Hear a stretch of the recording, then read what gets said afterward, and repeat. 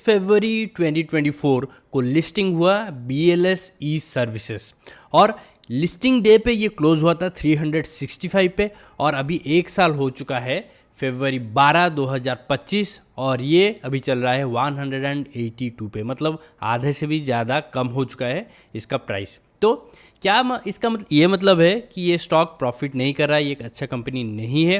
क्या प्रॉब्लम है इस स्टॉक के साथ? तो देखिए, एक स्टॉक अच्छा परफॉर्म कर रहा है, ग्रो कर रहा है, सेल्स बढ़ रहा है, प्रॉफिट बढ़ रहा है, इसका ये मतलब नहीं कि उसका स्टॉक प्राइस भी बढ़े। ठीक है, stock prices are not directly related to their fundamentals, ये याद रखिए। Stock prices are indirectly related to their fundamentals. ठीक है, तो भले ही वो अच्छा परफॉर्म कर रहा है, लेकिन अगर बायर्स को, स्मार्ट मनी को, प्रमोटर्स को ये ऐसा नहीं लगता कि, मतलब मार्केट को ऐसा नहीं लगता है कि इसका फ्यूचर बहुत ब्राइट है, तो डेफिनेटली उसका स्टॉक प्राइस नहीं बढ़ेगा। क्योंकि किसी को अगर लगता नहीं कि ये आगे जाके अच्छा प्रॉफिट करेगा और इसका फ्यूचर अच्छा है, तो वो क्यों ज़्यादा पैसे देके खरीदेगा? अगर एक्सचेंज नहीं होगा तो ऑब्वियसली स्टॉक प्राइस बढ़ेगा नहीं। तो इसी वजह से इसका स्टॉक प्राइस एक साल हो गया, आधा से भी कम हो चुका है। तो चलिए देखते हैं कि क्या ये जो अभी जिस प्राइस पे, ये एक अच्छा बाइंग अपॉर्चुनिटी है क्योंकि बहुत ज़्यादा गिर चुका है। और इसका प्रॉफिट लॉस स्टेटमेंट भी देखते हैं, प्रमोटर्स क्या कर रहे हैं, बाइंग सेलिंग कर रहे हैं, स्टेक बढ़ा रहे हैं, कमा रहे हैं, ये सब आज इस वीडियो में एनालिसिस करेंगे। ठीक है, लेकिन एक बात याद रखिए, ये कोई स्टॉक रिकमेंडेशन वीडियो बिल्कुल नहीं है, ये बस एक एजुकेशनल और इन्फॉर्मेशनल वीडियो है। ठीक है, तो चलो स्टार्ट करते हैं। ओके, हेलो एवरीवन और फाइनेंशियल अफेयर्स में आपका स्वागत है। तो देखिए, ये है BLS ई सर्विसेज का वीकली चार्ट।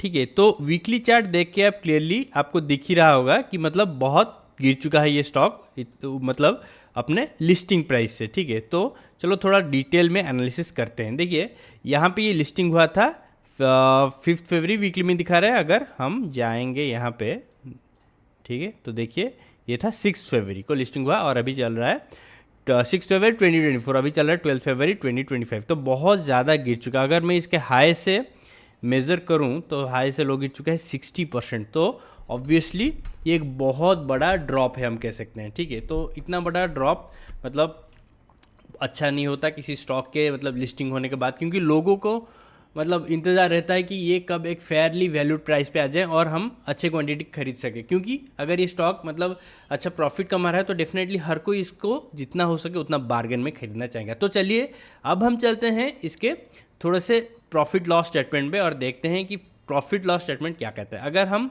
लास्ट 3 साल का डाटा कंपेयर करें यहाँ से यहाँ तक, ठीक है, तो देखिए 2023 से 2024 में इसका सेल्स ग्रोथ अच्छा खासा हुआ है। 243 करोड़ से 301 करोड़, फिर 301 से बढ़ के हुआ 350 करोड़। तो सेल्स में अच्छा खासा ग्रोथ देखने को मिल रहा है, कोई प्रॉब्लम नहीं है।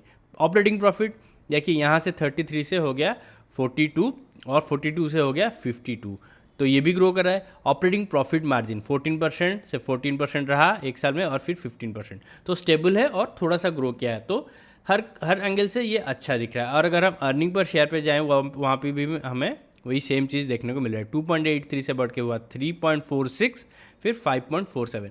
तो ये तो बहुत अच्छा खासा सेल्स ग्रोथ, प्रॉफिट ग्रोथ सब कुछ दिखा रहा है। ठीक है, और अगर मैं इसके बाकी नंबर्स पे जाऊं तो प्राइस जैसे कि मैंने बताया 182 चल रहा है, मार्केट कैप है 1605 करोड़, तो ये 55 करोड़, तो एक स्मॉल कैप कंपनी है अभी तक।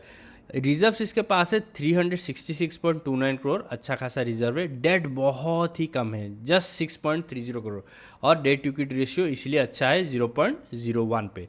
ठीक है, 3 साल का एवरेज सेल्स ग्रोथ 67.21, अच्छा खासा ग्रोथ है। प्रॉफिट ग्रोथ 114.83, और EPS ग्रोथ नेगेटिव में इसलिए है क्योंकि नए शेयर इशू होते हैं तो अर्निंग पर शेयर डेफिनेटली गिर जाता है। तो लेकिन ओवरऑल देखिए यहाँ से 5380 से हो गया 2.83, क्योंकि नए शेयर इशूज होते हैं तो अर्निंग पर शेयर जो होता है वो कम होता है। ठीक है, तो वो एक वैलिड पॉइंट है, उसमें कोई प्रॉब्लम नहीं है। ठीक है, और देखिए इंडस्ट्री का पी चल रहा है 34.56, स्टॉक का पी चल रहा है 33.32। ठीक है, तो ऑलमोस्ट क्लोज ही है, फेयरली वैल्यूड हम कह सकते हैं। ऑपरेटिव प्रॉफिट मार्जिन जैसा कि हमने देखा 14-15% के आसपास है। अभी चलते हैं प्रोमोटर होल्डिंग पे, तो यहाँ पे एक इंटरेस्टिंग चीज़ हमें देखने को मिल रहा है। देखिए, अगर हम मतलब जितना भी डाटा अवेलेबल है मार्च 2024 से कंपेयर करें, देखिए प्रोमोटर्स का स्टेक कंसिस्टेंट है 68.89%, कोई चेंज नहीं है। लेकिन उसी ड्यूरेशन में देखिए एफआईज का स्टेक में क्या चेंजेस आया। 9.27% था मार्च 2024 को, फिर हो गया 5.69%, बहुत गिर गया जून 2024 को। फिर सितंबर में क्या हुआ, और भी बहुत ज़्यादा गिर गया 1.42%, और फिर दिसंबर में क्या हुआ 0.78%। तो कंसिस्टेंटली एफआईज अपने स्टेक डंप कर रहे हैं, ठीक है, और स्टॉक से निकल रहे हैं। अभी 1% से भी नीचे स्टेक हो गया है, मतलब इस कंपनी में एफआईज का ये 9.27, मतलब ऑलमोस्ट 10% था, 10% से 1% भी नहीं रहा। तो ये एक मेजर कंसर्निंग बात है। तो हम क्लियरली तो ये पता नहीं कर सकते एग्जैक्टली क्या चल रहा है, क्यों ये डंप करे, बहुत सारे मल्टीपल रीज़न हो सकते हैं, लेकिन रिटेलर्स के हिसाब से हमें पता नहीं चलेगा। और अगर हम पता लगा भी लेते हैं तब भी हमें कुछ फ़र्क नहीं पड़ेगा, क्योंकि स्टॉक प्राइस बढ़ना ज़रूरी है। हम इन्वेस्टर्स हैं, हम इन्वेस्ट करेंगे, हम चाहते हैं पैसा ग्रो हो, ठीक है, चाहे 1000 रीज़न हो कि वो गिर रहा है या मतलब ऊपर जा रहा है, और मतलब कितने भी रीजन्स हो, लेकिन स्टॉक का ऊपर जाना ज़रूरी है। और कब ऊपर जाता है, कब मतलब ट्रेंड शुरू होता है, वहीं पे अगर हम एंट्री करें तो वही सबसे प्रॉफिटेबल चीज़ होता है हमारे लिए। तो यहाँ पे भी सेम। तो बात साफ है कि एफआई स्टेक डंप करिए और डीआई स्टेक बढ़ा नहीं रही, क्योंकि डीआई का स्टेक एक बार देख लीजिए, यहाँ पे डीआई का स्टेक जो है ये 0.1% पे मतलब है स्टार्टिंग से ही, ना तो बढ़ा है ना तो कम हो रहा है, ठीक है। तो ये एक नेगेटिव फैक्टर है स्टॉक के बारे में। लेकिन हमने देखा फंडामेंटल सही है, स्टॉक ग्रोथ अच्छा खासा कर रहा है, सब कुछ सही है, लेकिन फिर भी स्मार्ट मनी का कॉन्फिडेंस इस स्टॉक में है ही नहीं, इसलिए स्टॉक ऊपर नहीं जा रहा है। तो अभी देखिए फंडामेंटल्स तो हम क्लियर हो गया, अभी वापस चलते हैं चार्ट पे। तो देखिए, और इसी वजह से इसका ये स्टॉक प्राइस जो है कंटिन्यूसली गिरता ही जा रहा है। तो क्या ये अभी जो प्राइस में चल रहा है 182, तो क्या ये एक सही वक्त है एंट्री करने के लिए? तो बिल्कुल नहीं। ऐसे स्टॉक्स में ऐसे टाइम पे बिल्कुल एंट्री नहीं करना चाहिए, क्योंकि हमें बॉटम नहीं पता। और ये पहला वीडियो नहीं है जो स्टॉक के बारे में बना रहा हूँ, पहले ही बनाया था, ठीक है।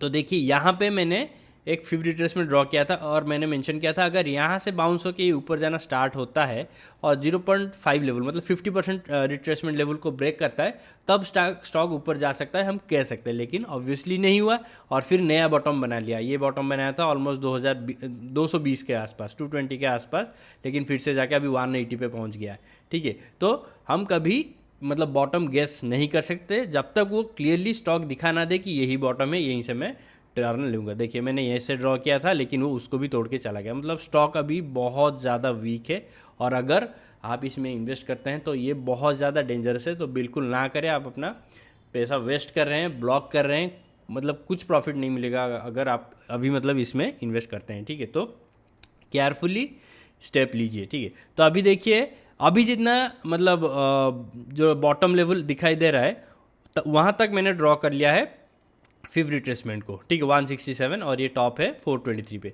तो अभी फिलहाल क्या करना है, तो एज्यूम कर लेते हैं कि अगर स्टॉक यहाँ से और नीचे नहीं जाता, यहीं से ऊपर नीचे होना स्टार्ट करता है, ठीक है, फिर भी हमें इंतज़ार रहेगा कि कब ये 50% लेवल को ब्रेक करे, एटलीस्ट 294.96 जो है 300 मान के चल लीजिए, ठीक है, राउंडेड अप 300। जब ये 300 लेवल के ऊपर स्ट्रॉन्ग ब्रेक देगा तब जाके हम कंसिडर कर सकते हैं कि इसमें एंट्री करना है कि नहीं करना है, क्योंकि तब उसका फंडामेंटल्स भी चेंज हो चुका होगा, वो भी हमें देखना है, ठीक है। अगर फंडामेंटल्स में कुछ गड़बड़ आ जाता है तो ऑब्वियसली प्रॉफिट करना बंद कर देता है या फिर लॉस शुरू होता है, तो ऑब्वियसली वो हम वहाँ पे इन्वेस्ट नहीं कर सकते। तो लेकिन अभी के लिए इन्वेस्टमेंट बिल्कुल सही नहीं रहेगा। हमें वेट करना है 300 लेवल तक, ठीक है।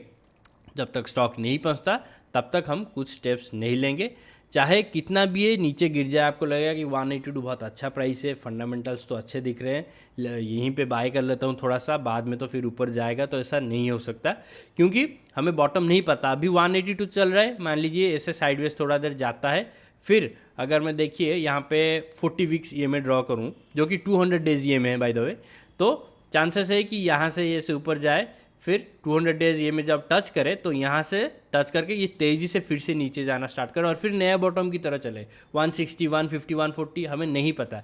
तो इसलिए ये चीज़ ध्यान रखिए कि ऐसे कंडीशन में आपको बिल्कुल किसी भी स्टॉक में, ना तो इसमें ना तो किसी भी स्टॉक में एंट्री नहीं लेना है, बहुत ही डेंजरस होता है, ठीक है। तो इस चीज़ का ध्यान रखिए। तो ओवरऑल आज के इस क्विक वीडियो में बस इतना ही अपडेट देना था कि BLS ई सर्विसेज अभी सही वक्त नहीं चल रहा है उसका, उसको एकदम ही अवॉइड करें। ठीक है, अगर वीडियो पसंद आया हो तो प्लीज़ वीडियो को लाइक कीजिए, शेयर कीजिए, और चैनल पर नहीं हो तो सब्सक्राइब जरूर कीजिए। मिलता हूँ अगली बार एक नई वीडियो के साथ, तब तक के लिए बाय, टेक केयर।